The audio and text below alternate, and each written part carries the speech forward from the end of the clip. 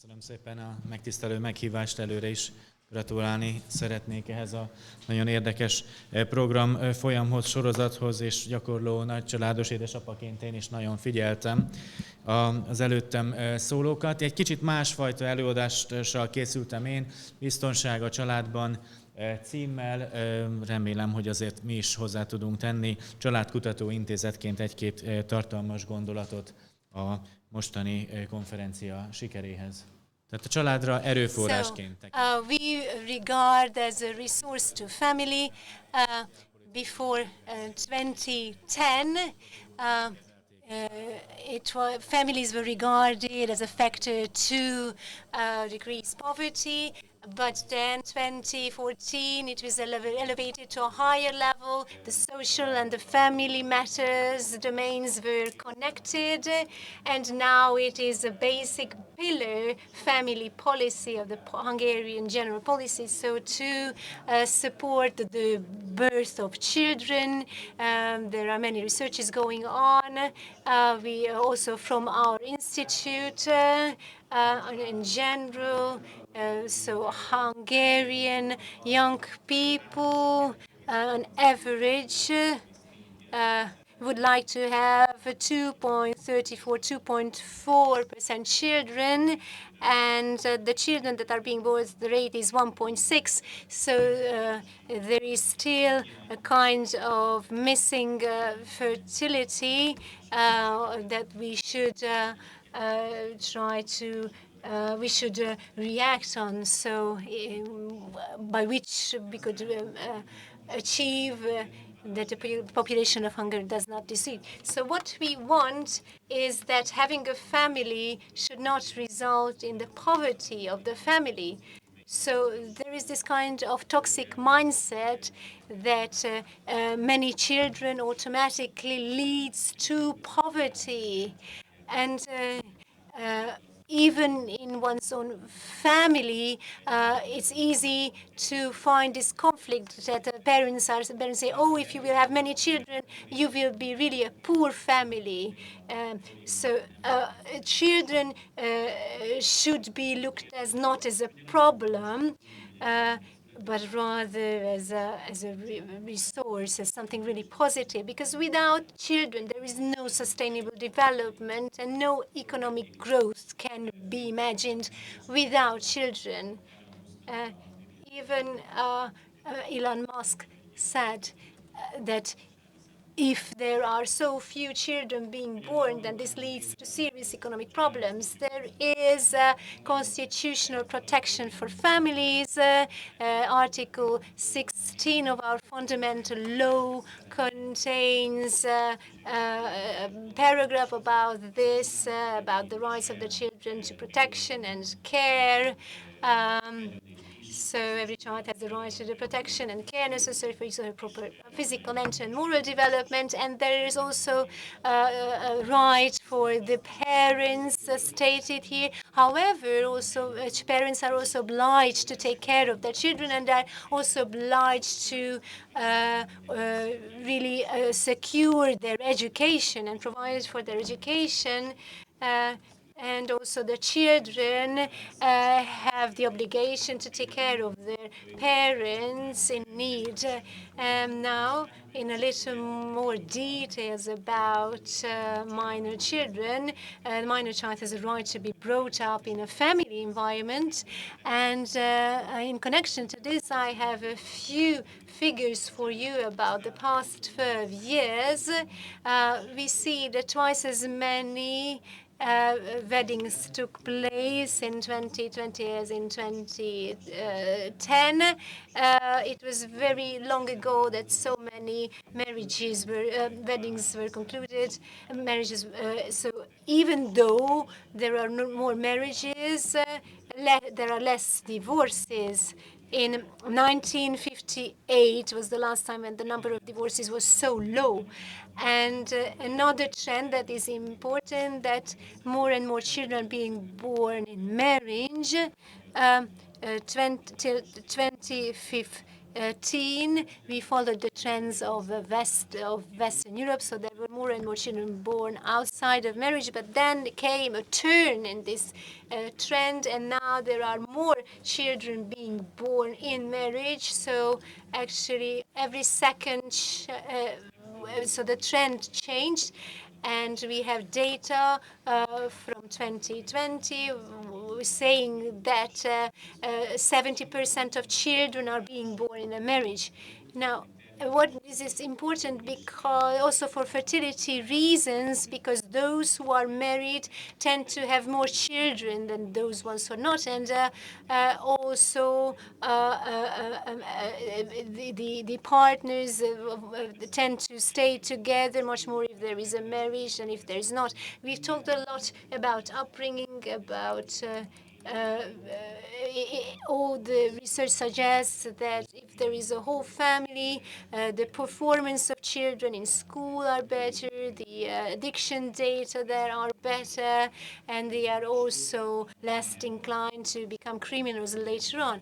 Now that we are in this beautiful building, there is a research that I want to mention, which looks at not only children being reared in family, in marriage and not in families and not, but also to what the impact of religious practice is on their life. So those who practice religion on a regular basis, they have much better results in school than the other children.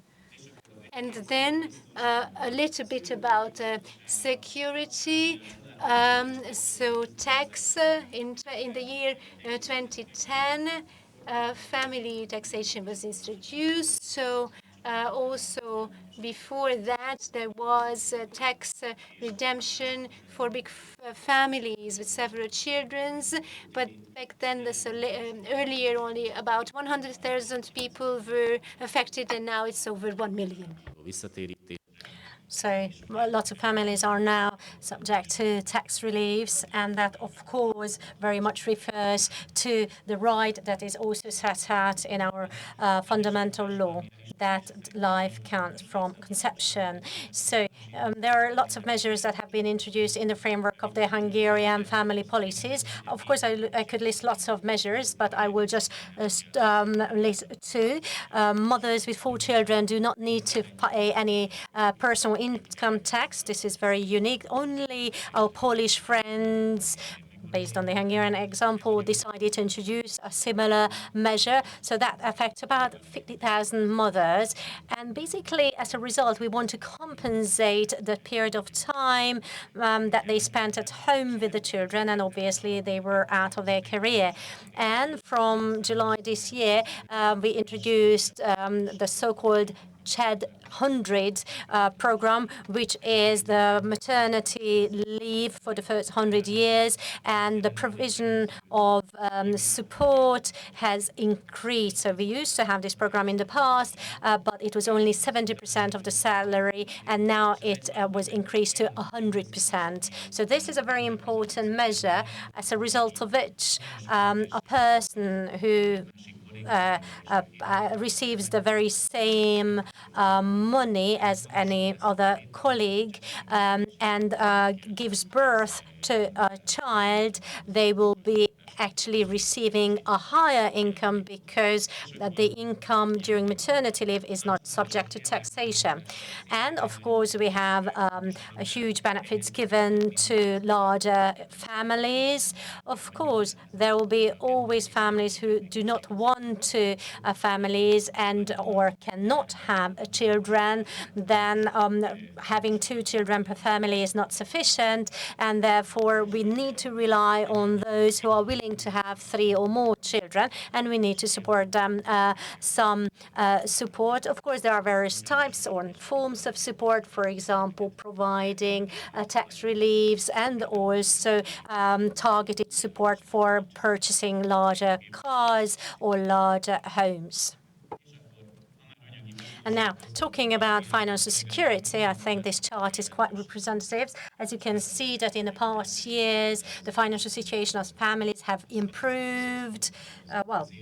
in the 10 years between the period of 2010 and 2020. So you can see the data here. It is important to stress that only single-parent families have had now have an increased income. So I think the per capita income is, of course, a very important indicator for the way Hungarian families can live. And I think if we just look at the environment such as inflation and higher energy prices and generally public utility prices, obviously it does matter that the per capita impact is higher.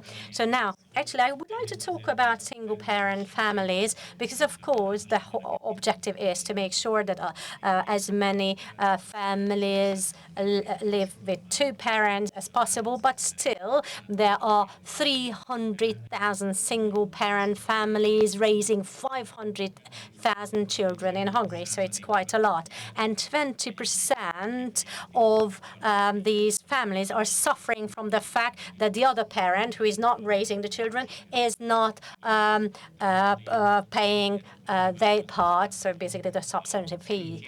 And of course, in these cases, we wanted to take some steps, and the parent who does not receive this payment from the other parent or from the co-parent, they can receive some support from the state. In the past, we had something similar, but it was very limited up until to 14,000 forints, and now it is all the way up till 50,000. Unfortunately, we also have children who lost at least one or sometimes two parents, and their financial support has doubled in the past couple of years and is now 57,000 forints a month.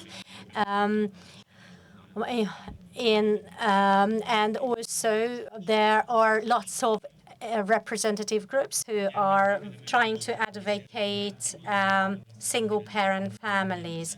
Who would have thought in 1981 that the Pope's words are so current and so important when it comes to child protection? And you can clearly see this here happening in Hungary.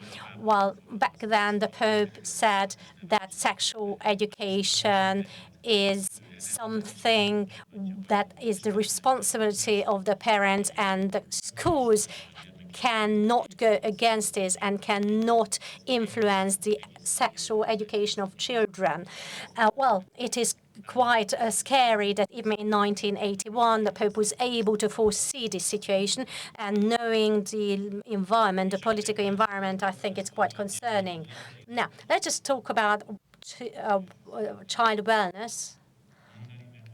Well, often the Hungarian government is criticized because the family support or allowance has not been increased in the past 12 years. In fact, it is now subject to some criteria. For example, the children need to be going to kindergartens and school from the age of 3.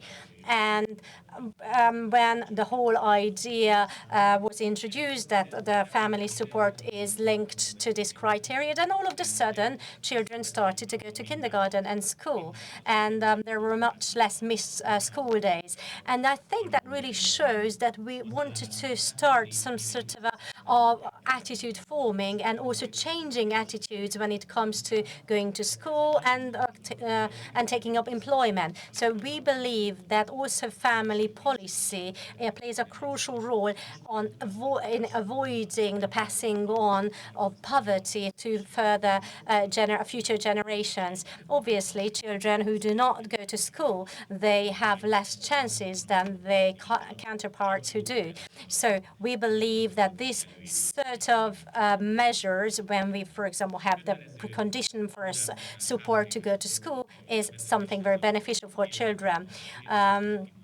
So children are obliged to go to kindergarten from the age of 3 as a general rule, but of course there are some exceptions. For example, if the mother is at home with some smaller siblings, and that also gives the opportunity to children with poorer background or disadvantaged situation to be able to socialize and to receive quality food and to receive the attention from the teachers, kindergarten teachers, that will help them to overcome certain situations and also to be able to identify certain issues at an early age and to be able to have early childhood development. And also we have expanded free school meals. 60% of Hungarian children receive school meals either free of charge or at a discounted price. I think it's very important. It is not in a stigmatic way. It's not just only one or two children who receive this free of charge, and then they can't just blame at each other that my dad is paying your dinner, but rather lots of children receive it. Please do remember in your childhood when lots of children experienced the situation when kids had to experience parents working and taking care of the family together. And after the reform, another important element is the physical education on a daily basis.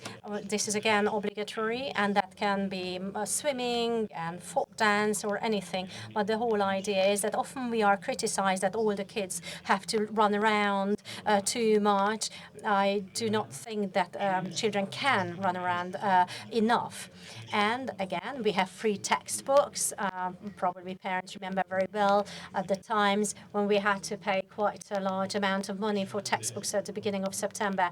And also there is the Elizabeth program. And actually just today, the announcement came that there have been already 1 million children who were able to go to summer camps or school camps. And now, let's move on to the next topic, namely the balance, life and work balance. I think one of the most important aspects and specificities of family affairs and family policy is this very issue. We mustn't remember that there are children who are just not able to go to nursery or kindergarten at the age of 1 or 2. And in Hungary, you can actually keep your children at home until the age of 3 because the mothers are supported and paid for. Unlike in many Western European countries where the moms, let's not even talk about America because there are no social welfare there. Anyway, so in other Western European countries, mothers are unable to stay at home this long. And also, if you have 3 children, until the age of 8 of the youngest child is the period of time until mothers can stay at home, and also they can take up partial or part-time work. Actually, it's important to note that in Hungary, not a lot of mothers work part-time. And actually, that is an issue that we try to address with the so-called JED Extra program. So what happens then is that in addition to the maternity leave payment, mothers can work part-time, so they can have both. In fact, now they can even work full-time and still keep it until the age of 3. And now we had an issue in the past that families were so concerned about the maternity leave payment that they wanted to wait at least 2 years between the children to maximize the benefits. But now it's no point anymore. So even that 6 months delay might actually cause some problems if they start family life a bit later in life. So I think you can also see that this measure also was very important. And we also have another incentive, namely benefits given to graduates. So we try to not to punish those who went to universities and at the same time want to start family at an early age, because in some cases where we're not eligible for maternity leave because you have to have at least 1 year of employment status in order to be able to eligible for maternity leave, and now it's discontinued. Now, let's also talk about various projects developing nurseries and building nurseries nurseries over the past 10 years, the number of spaces available has increased by 80%. So from about 30,000 available spaces, we have now increased it to 50,000. Of course, especially in larger towns, there are still some missing capacities, and those who experience this difficulty, so for example, they can't find any space in the state-run nurseries, they can apply for a support of 40,000 forints a month in order to enroll their children in private nurseries. And now, based on an EU legislative framework, there is a new incentive, namely the father's so-called paternity leave after birth, which has now increased to 10 days after birth.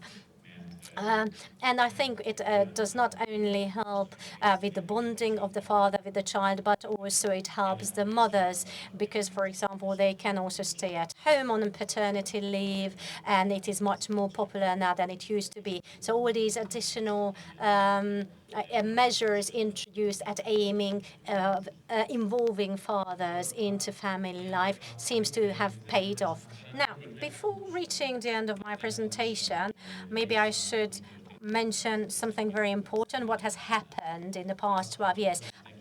The most important change is the changed attitude, how we look at the child, how we look at the whole idea of raising children and having families, whether or not we just think it's just something silly to raise several children in a family, to have a large family. We could see that in the Year of Families, which we celebrated in 2018, we had lots of wonderful events, but I could list so many events where we could really show that in Hungary, yes, we do enjoy having larger families, having many kids.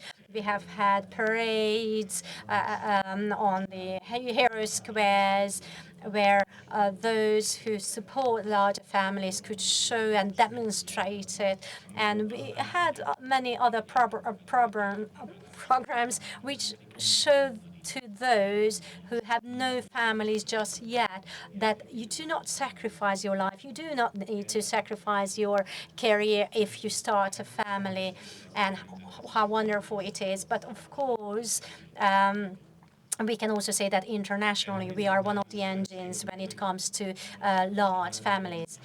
We also believe that we have lots of partners when we try in our work. And I believe it is very important because it's not just the responsibility of the state and the government alone to work towards the family-friendly atmosphere in this country. For example, just last week, there was an award ceremony for family-friendly companies. And of course, at the moment, we don't really have the situation that companies will have competitive advantage by just being family-friendly, but I think that's where we are working towards. And now, just to give this whole thing into an international perspectives, in 2018 we started our umbilical cord program, namely those Hungarian minorities living outside of Hungary were also included into our family support system. For example, they were receiving this one-off maternity leave subsidy, and also they are eligible for the so-called baby bonds. And what we can see that nearly 30,000 applicants have already applied for this support, especially from the Transylvanian region. And what we can see that Hungarians, not only as minorities around the neighboring countries, but also from other countries, for example, from Iran, seem to apply for this, but obviously also from other countries where there is a huge Hungarian community and diaspora. So thank you. So the topic I would like to discuss is a huge taboo, maybe the biggest ones that we have touched upon today. And I'm very sad about the fact that we do not talk enough about these issues. And also there are lots of misconceptions about this issue. For example, a lot of people still believe that the child is owned by the parent, and the parents can do whatever they do. And just a bit of a slap on the face is doing no harm, and especially those who do that slap on the face often say, "Oh, I've been also slapped, and I am okay." Well, so this is an issue that we should really talk about it in great lengths. However, I don't have too much time available, and therefore I just really want to touch upon the most important points. A lot of psychological problems are actually rooted in childhood dramas, and I'd like to refer to Kristina Hunyadi's presentation because the patients of psychologists seeking for help most probably have problems from rooted in their childhood. So, what sort of forms do abuse take? There are four major forms, and I'm really just going to talk about them in brief. So there is a physical abuse or physical violence. And in 1962, a physician called Kempe talked about it the first time, and this is the so-called abused child syndrome. So these cases today are quite easy to identify based on his research.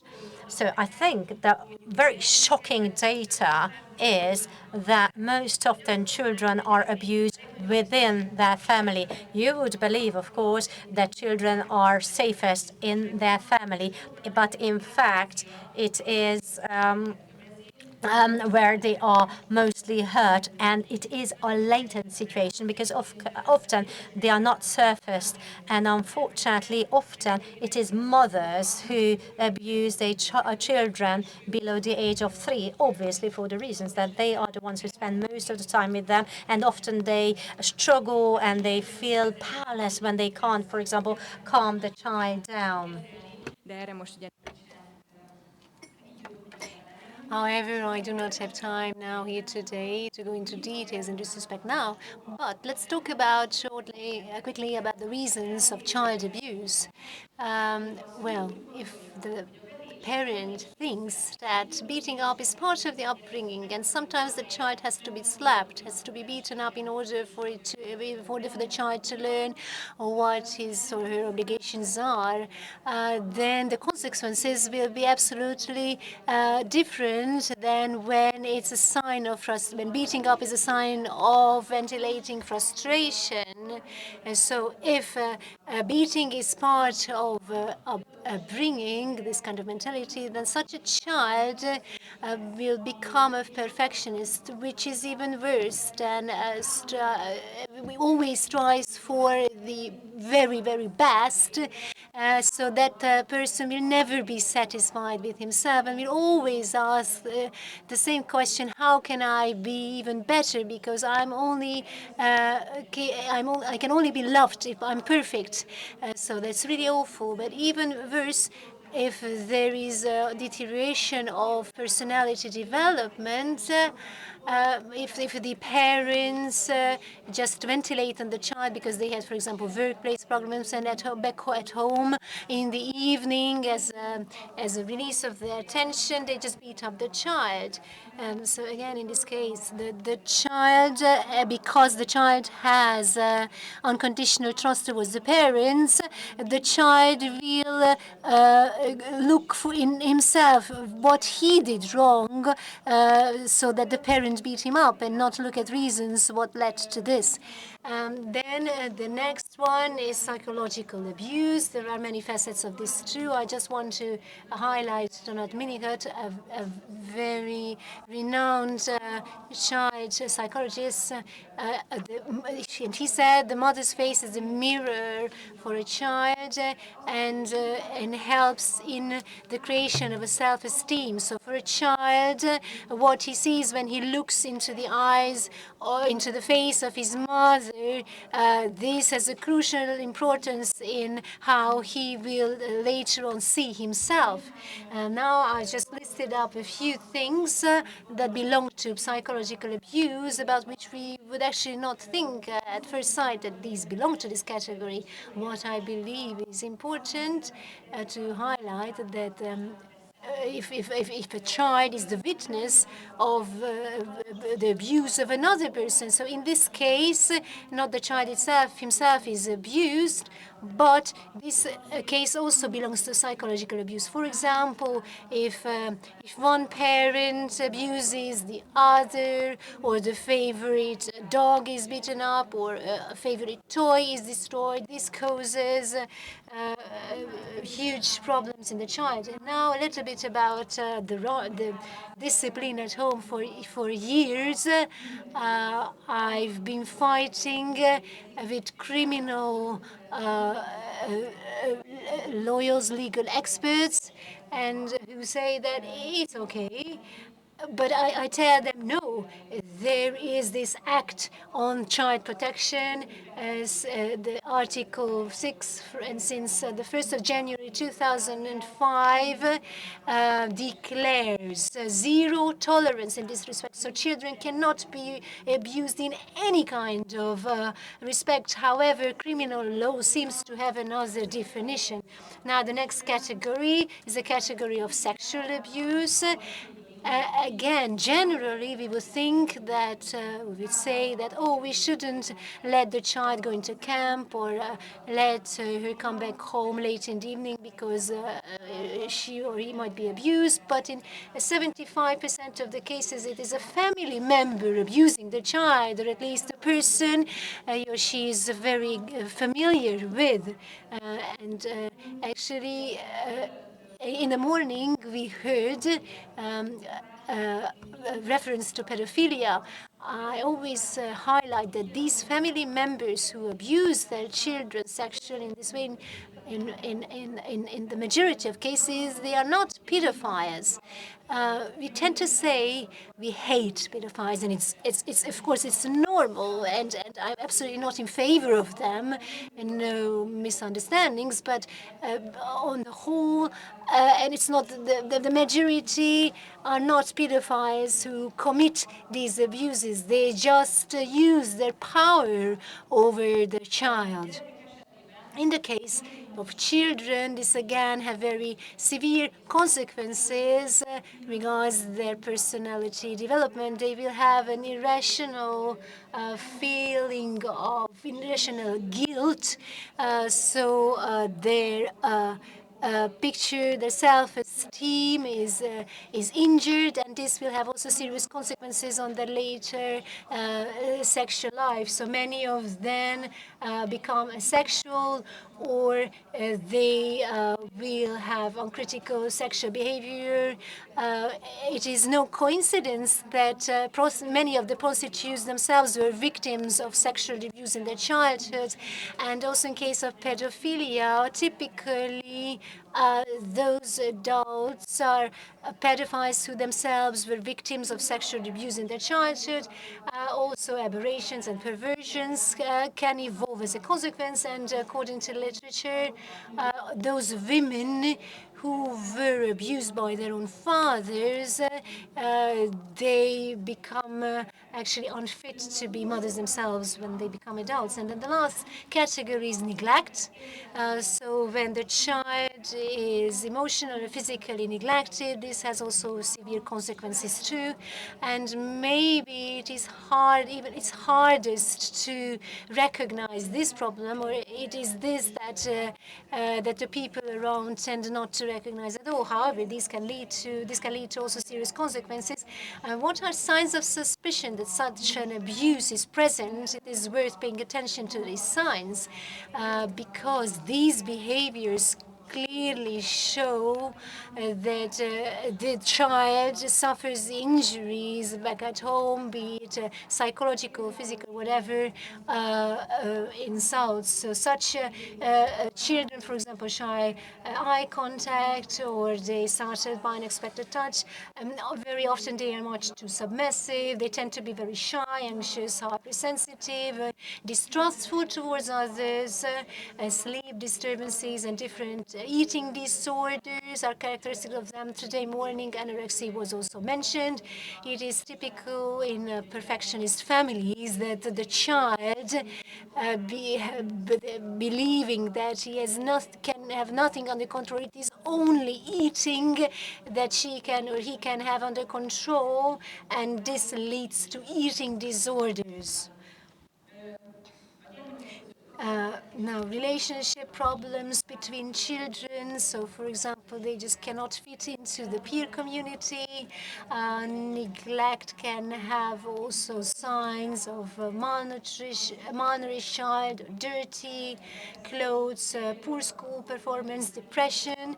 Very often, very young children show signs of depression, and this we really have to take seriously, because this is the highest risk factor for suicide, and it is no coincidence that we hear and more about cases where very young children commit suicide. And then aggression and auto-aggression, this has been mentioned several times too. So how aggressive children are towards others, or towards themselves, or towards the children. The roots of all this is to be looked for here, and also their sexualized behavior. So a very young child behaves in a very sex-centered way. That's also a sign. Today morning, this was already touched upon. One of the speakers talked about this.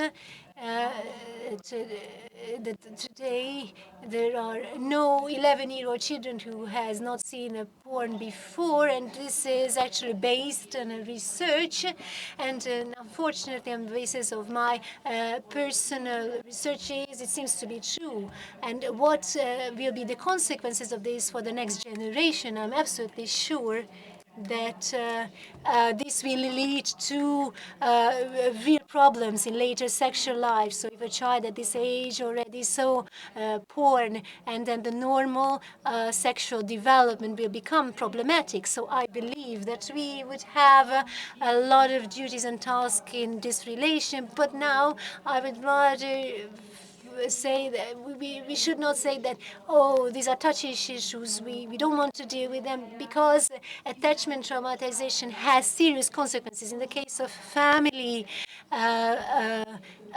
violence, those are the ones offending the child who they trust the most, and it's a huge trauma if the child has to be taken out of the family, and then the father is crying, and so because it has to be understood that even if the child was seriously abused in the family, there is a strong attachment towards the parents. So it's a very complex issue, and this it can be helped to really process this trauma if there is at least one protective factor there, if there is someone to be turned to, if someone can help learn the child that he is valuable, he is really to be loved. And here you can find a list of literature. Thank you very much for your attention.